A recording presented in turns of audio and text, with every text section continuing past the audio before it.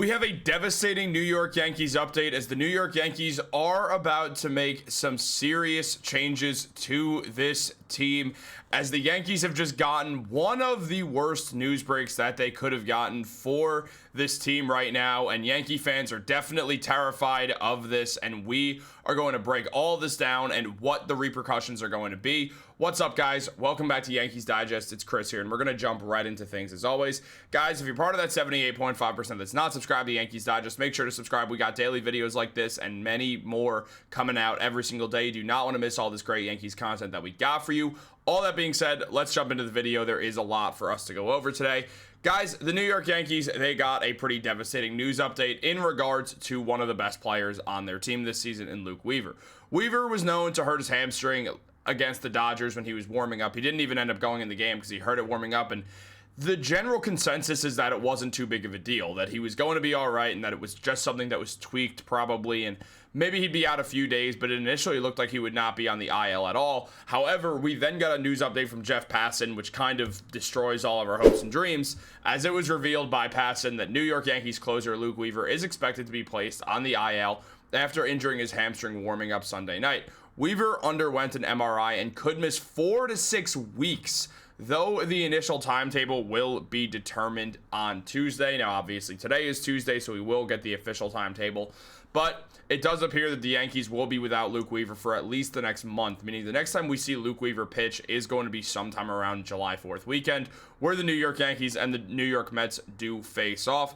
I imagine that's when Weaver is targeting getting back, but it could also be later than that. It could be right around draft season, around that time where we're seeing the trade deadline go down and some some MLB draft stuff, and because of all that, that will have an implication on what the Yankees do in the trade market upcoming, because now it's officially June. This is when the trade rumors really start to heat up, as July is when things really, when you really kick the tires on that stuff. So what we're seeing is a situation where the New York Yankees are now going to factor this in to everything else.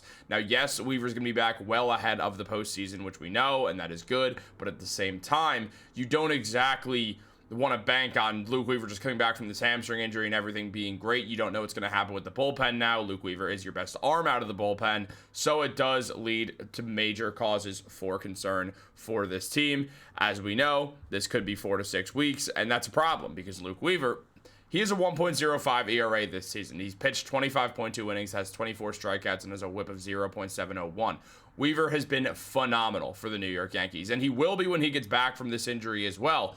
But we did not want to see this happen because once he took over as the closer of the Yankees, it felt like he was going to be the closer of this team for the foreseeable future, considering the Devin Williams experiment thus far has not really worked out into anyone's favor. Williams on the season has a negative .5 WAR. He's got a 6.23 ERA. He's got 5 saves in that span and has gotten 28 strikeouts in 21 innings pitched. The strikeout numbers are there. The whip is not very good at all right now. He's usually been one of the best whip pitchers in baseball, which is an issue. The ERA has usually been one of the best in baseball, and it's not.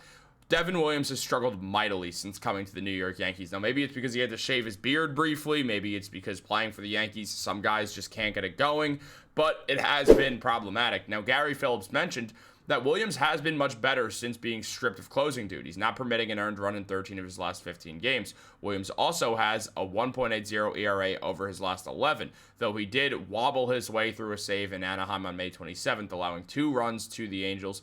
It was his first save opportunity in about a month. With Weaver sidelines, it stands to reason that the 2-time National League reliever of the year and impending free agent will resume ninth inning responsibilities, though a few Yankees have picked up saves this season, and the 2 guys mentioned are Fernando Cruz, who is expected to rejoin the bullpen on Tuesday after being sidelined by shoulder inflammation, and he and Mark Leiter each have 2 saves on the year as well. So the New York Yankees do have other guys they can go to, but for where things stand right now, Devin Williams, it's not even his job to lose, it's his job.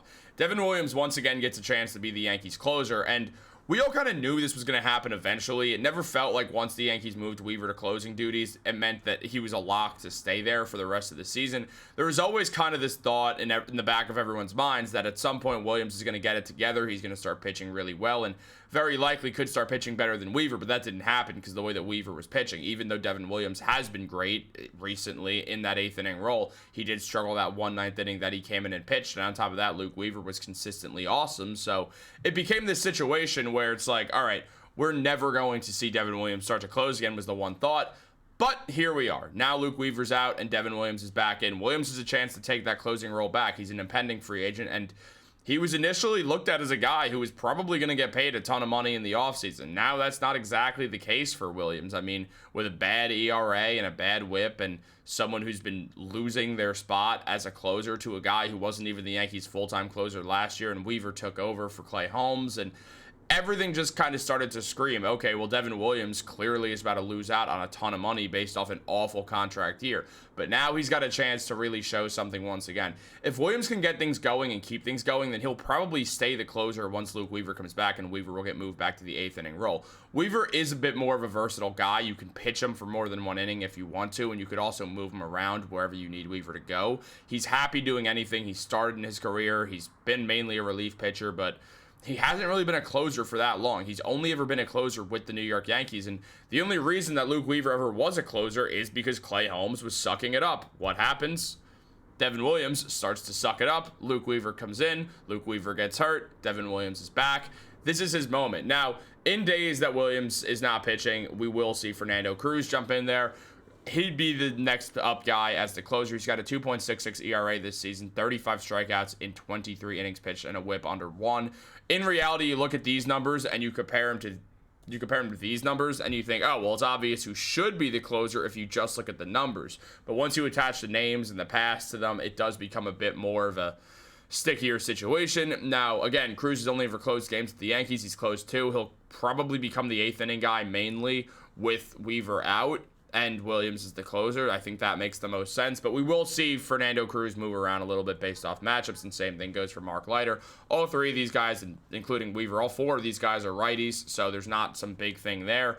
But Leiter's also been good at getting strikeouts. He's got 35 in 24 innings pitched. He's got a whip of 1.233, which is not bad at all. The 3.70 ERA is fine, so we've seen Mark Leiter become solid after a rough season last year with the Yankees, and it's been a good look for him, and it's been a good look for the Yankees. So Leiter, Weaver, not Weaver, but Leiter, Williams, Cruz, they're going to all step in at points, but it mainly will be Williams, with Leiter and Cruz being 2 of the top guys the Yankees continue to go to in their bullpen at random various points throughout the games, depending on what the Yankees do need. So obviously this is going to have a huge implication on the Yankees, and we're going to see what happens. What do you guys think? Can Devin Williams get it back? I kind of feel like with him knowing this is his chance, he could really rise to the occasion. We've seen Devin Williams rise to the occasion in the past. So I do believe in him. I still do believe in Devin Williams as a pitcher, especially if he's pitching that well in the 8th inning and has been a great closer for a very long time. I don't think Pete Alonso is that much in his head from that home run that Williams is never going to be able to close a game again. I really don't believe that's the case,